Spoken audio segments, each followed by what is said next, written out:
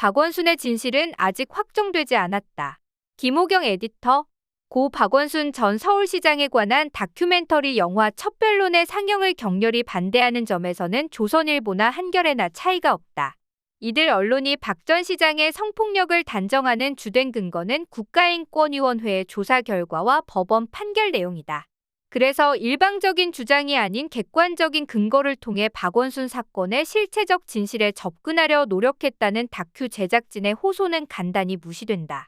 조선일보의 경우 관련 기사에서 인권위는 문재인 정부 시절이던 지난 2021년 피해자의 주장을 대부분 사실로 인정했다면서 그럼에도 다큐 제작에 나선 박 전 시장의 지지자들은 아직도 진상이 규명되지 않았다고 주장하고 있다고 비난했다. 언론 대부분이 마찬가지지만 수구, 진보 양측을 대표하는 두 신문이 소위 박원순 사건의 실체적 진실에 접근하려 기울인 노력은 거의 전무했다. 처음부터 피해 가해 관계를 기정사실화한 채 박 전 시장의 갖가지 성폭력 사례를 폭로하는 측의 주장만 맹목적으로 추종했을 뿐 그와 배치되는 증언 증거들은 철저히 무시하거나 최소화해 보도하는 논조로 일관했다. 그런데 이들 언론이 금과 옥조로 삼는 인권위의 조사 결과는 실제로 피해자의 주장을 대부분 사실로 인정했을까? 법원이 인정한 혐의는 어디까지며 그 사안의 경중은 상식인들이 판단할 때 어떤 정도의 내용일까? 고인은 물론 유족 측에게까지 혐오의 극언들이 빗발쳤던 것처럼 박 전 시장이 생전 극악무도한 성폭력을 저질렀다는 일반의 인식은 얼마나 사실에 부합할까? 피해자 A씨를 지원하는 김재련 변호사와 여성단체들은 A씨가 서울시장 비서직을 수행하는 4년 내내 그리고 다른 부서로 발령이 난 이후에도 박원순 전 시장의 범행이 지속됐다며 다음과 같은 주장을 단정적으로 제기해왔다.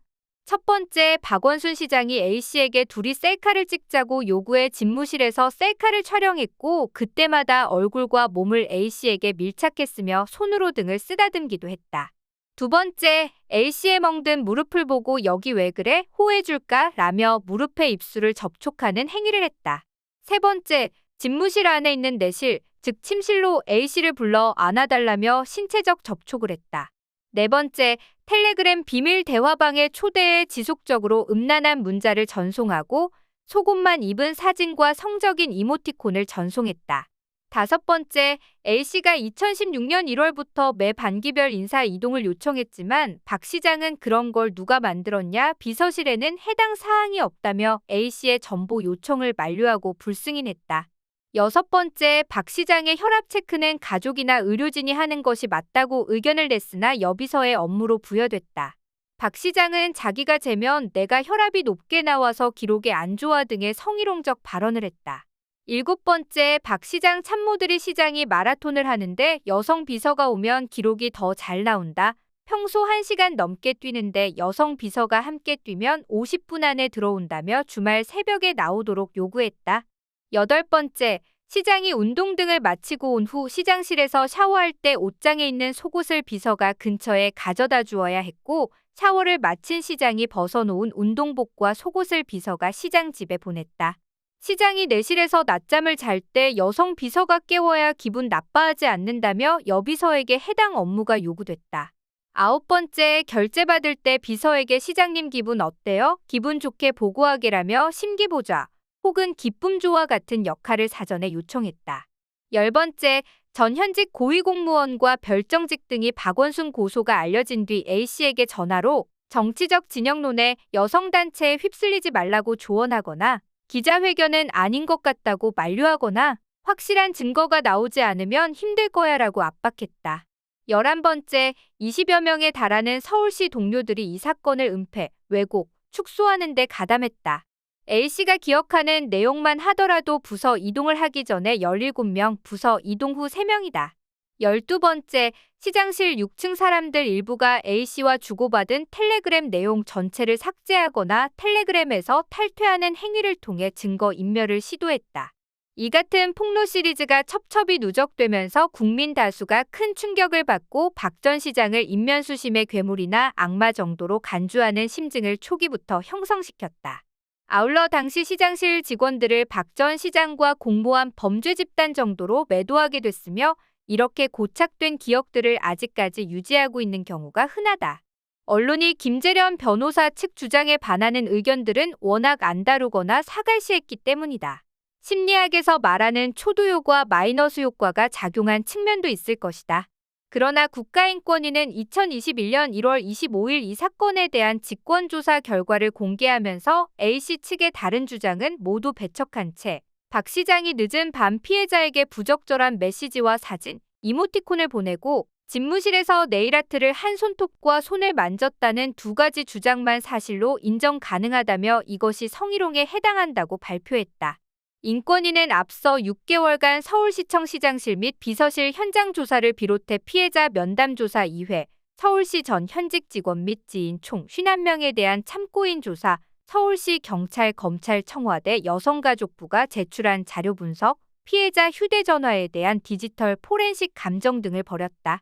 그렇게 최대한 객관적으로 사건의 실체를 밝히고자 했는데 피해자의 주장 외에 행위 발생 당시 이를 들었다는 참고인의 진술이 부재하거나 휴대전화 메시지 등 입증 자료가 없는 경우 사실로 인정하기 어렵다고 판단한 것이다.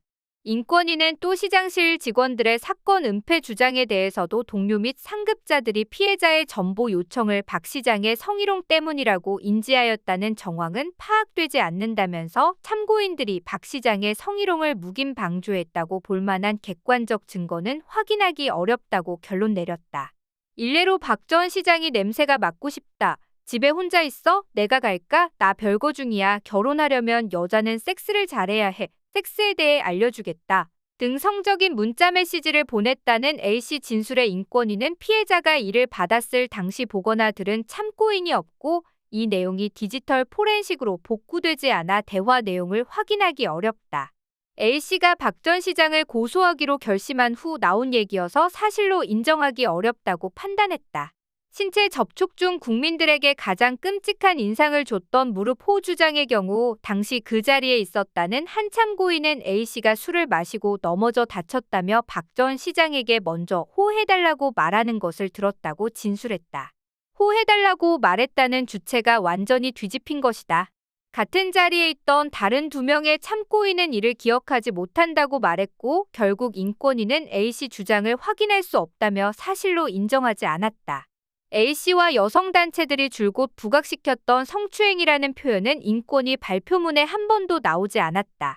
인권위가 사실로 인정 가능하다고 한 유일한 신체 접촉은 집무실에서 네일아트한 손톱과 손을 만졌다는 것인데 그토록 무시무시했던 연쇄 폭로에 비하면 사안 자체가 경미하기도 하지만 그나마 피해자한테 그런 이야기를 들었다는 참고인의 진술이 근거가 됐다. 그런데 그 진실에 대해서는 전혀 다른 증언이 존재한다.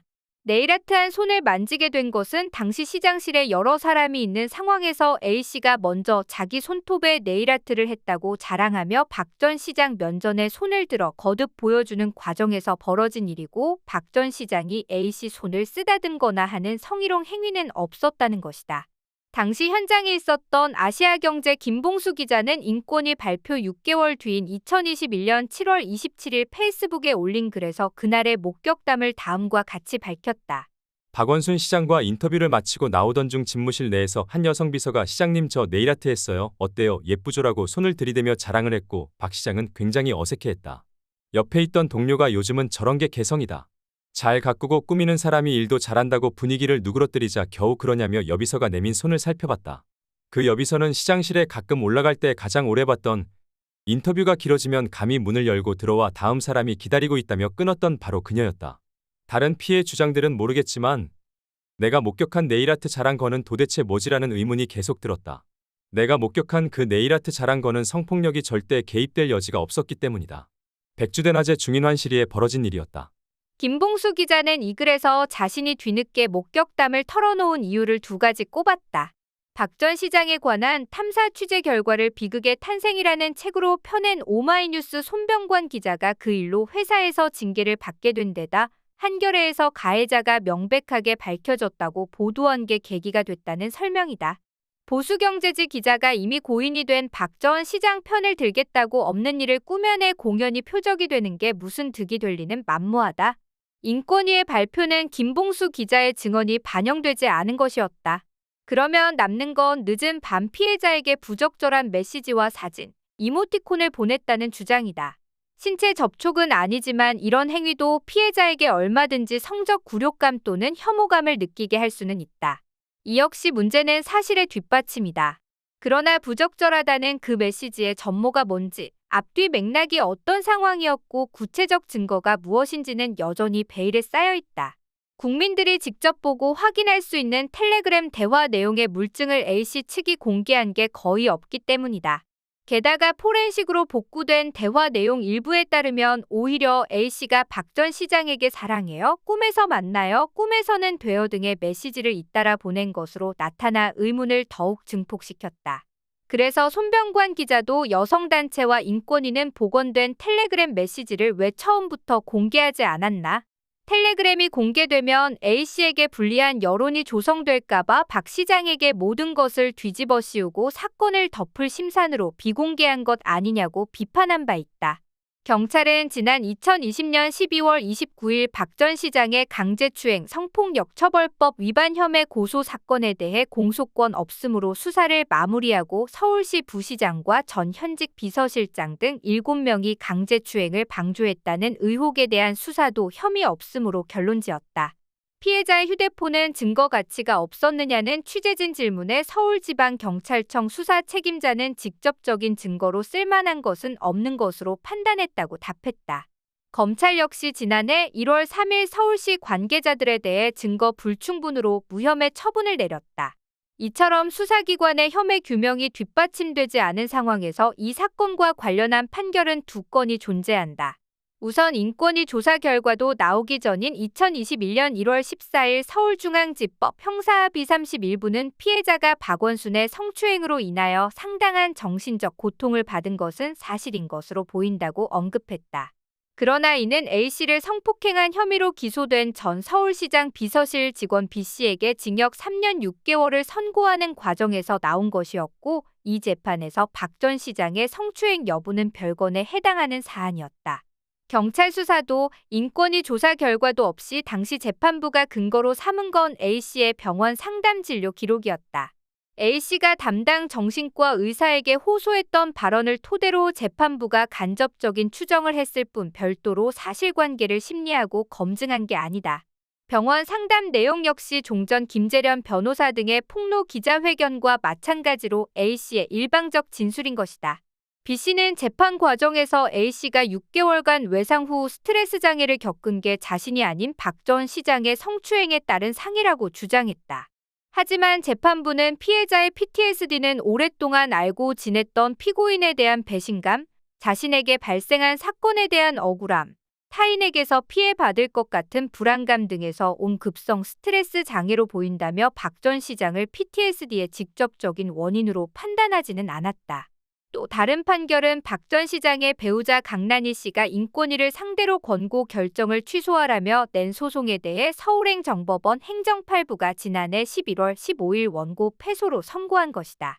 재판부는 박 전 시장의 행위가 피해자에게 성적인 굴욕감이나 불편함을 줬다고 보여 피해자가 성희롱을 당했다고 인정할 수 있다며 인권위가 피해자 구제와 제도 개선을 위해 내린 권고 결정의 재량권의 남용이 없다고 판시했다.